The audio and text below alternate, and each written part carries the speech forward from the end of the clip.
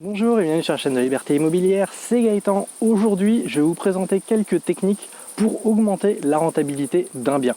Parce que quand on achète un appartement, on peut certes avoir une rentabilité correcte, ou au moins de quoi en tirer un cash flow positif à la fin du mois, mais on peut toujours espérer avoir mieux ou faire mieux.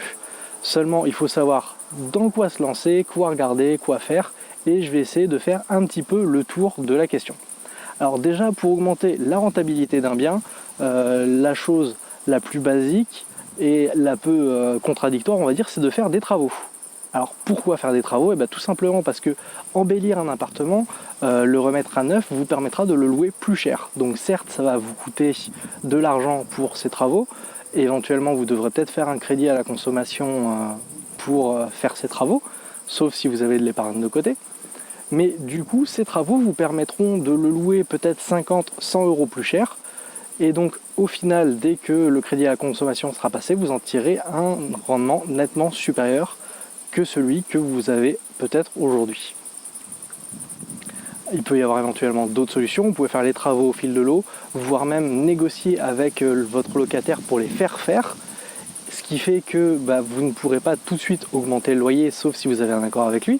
Sinon, vous pourrez, au moment du changement de locataire, augmenter ce loyer. Par exemple, avec votre locataire courant, vous lui demandez de faire quelques travaux moyennant remboursement ou diminution de loyer ou ce genre de choses. Vous pouvez vous arranger de la façon que vous voulez, du moment que c'est dans les règles et que c'est signé. Mais une fois qu'il sera parti, vous pourrez remettre votre bien au montant que vous souhaitez. Donc, essayez de regarder par là. Si jamais vous avez déjà un locataire en place, vous pouvez éventuellement vous renseigner pour ça. Deuxième possibilité, c'est tout simplement de changer le mode de location. S'il est en location nue, vous pouvez le passer en location meublée. Une location meublée vous permettra de louer votre appartement bien plus cher et en plus, vous aurez une fiscalité nettement plus avantageuse, donc vous gagnerez sur deux tableaux. Le moment du loyer et le moment des impôts, ce qui n'est pas forcément négligeable. Ou alors vous pouvez éventuellement passer de meublé à colocation. Si vous avez deux chambres et que vous louez actuellement à une seule famille, admettons à 750 euros l'appartement, derrière vous pourrez peut-être louer la chambre à 400, 450, 500 euros, ce qui fera dans le meilleur des cas 1000 euros par mois au lieu de 750. J'étais déjà sur un très bon loyer, 750, mais c'est juste pour l'exemple. Du coup, vous augmentez de 750 euros juste en ayant changé le mode de location. Et le dernier, ce serait de basculer du mode de location que vous avez actuellement à la location courte durée. C'est vraiment celle qui offre la meilleure rentabilité aujourd'hui, avec les avantages du meublé et du point de vue fiscalité. Donc si vous êtes dans une région qui s'y prête, oubliez Paris parce que ça va être trop compliqué, vous allez vraiment avoir beaucoup de problèmes, surtout pour la mise en place. Parce que très important, il faut faire ça légalement dans les règles.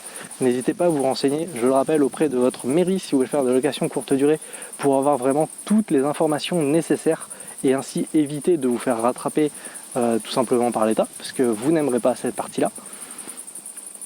Donc passer à la location courte durée sera vraiment ce qui vous apportera le meilleur rendement possible. Et bien entendu, vous n'êtes pas obligé de vous en occuper vous-même comme vous le faites peut-être pour une location nue ou une location meublée ou une colocation. La location courte durée est vraiment quelque chose qu'il faut apprendre à déléguer, qu'il faut mettre de côté et qu'il faut laisser en gestion, de sorte à pouvoir se libérer du temps pour pouvoir faire d'autres investissements. C'est vraiment la partie à privilégier. Donc regardez aussi de ce côté-là.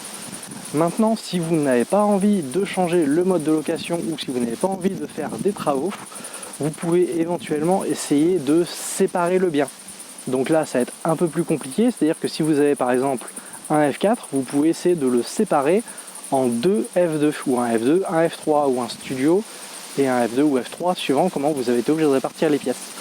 De cette façon-là, pour reprendre notre exemple de l'appartement loué à 750 euros, si vous en faites deux, vous pourrez peut-être louer non plus à 750, mais par exemple à 600 et 350 ou 600 250, bref, les exemples, c'est juste des exemples, mais le fait de pouvoir séparer un bien est quelque chose qui vous augmentera à nouveau le cash flow.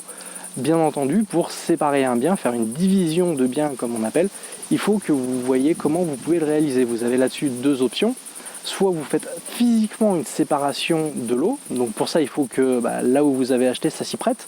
pouvoir faire 2 portes d'entrée, pouvoir mettre 2 compteurs électriques, 2 compteurs d'eau, éventuellement 2 compteurs de gaz, 2 lignes de téléphone, bref, ça peut être assez compliqué et potentiellement même impossible, mais c'est une option. Et la deuxième, c'est juste de faire une séparation, mais qui sera uniquement théorique, donc elle sera physique, mais elle n'existera pas réellement dans la copropriété, c'est-à-dire que le jour où vous voudrez revendre, vous serez obligé de revendre les 2 lots en même temps parce qu'ils ne seront en fait qu'un seul et même lot.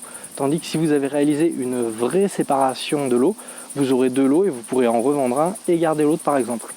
Donc c'est la seule différence qui existe. Ce sera peut-être un peu plus compliqué pour la revente d'avoir un lot coupé en 2, sauf si vous le revendez à un investisseur, mais dans la théorie ce sera plus compliqué. Donc à vous de voir aussi ce que vous pouvez faire. Et là, si vous avez 2 biens, bien rien ne vous empêche d'en mettre un en location meublée ou en location nue et l'autre en location courte durée. Et ainsi, vous augmenterez encore votre rentabilité. Voilà, j'espère que ces astuces vous auront plu. Si c'est le cas, n'hésitez pas à laisser un pouce bleu en commentaire. Si vous voulez rajouter des informations, n'hésitez pas. On est toujours là à apprendre, toujours partager les infos. Ça peut toujours intéresser des gens. Et moi, je vous dis à bientôt dans une prochaine vidéo. Allez, à ciao!